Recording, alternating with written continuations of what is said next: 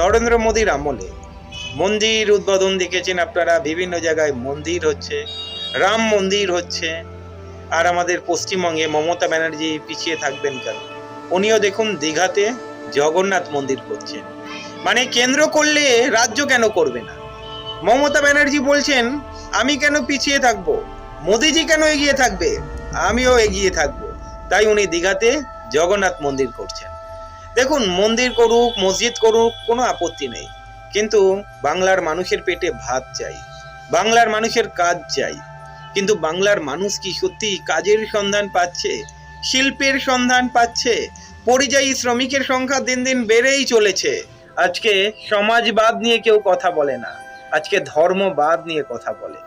রাজনীতিটা এখন ধর্মের চলে এসেছে, মানে ধর্মের রাজনীতি চলে এসেছে। মানে ধর্মের মানুষদের টানতে পারলেই তো সরকারে থাকা যায়, তাদের উন্নতি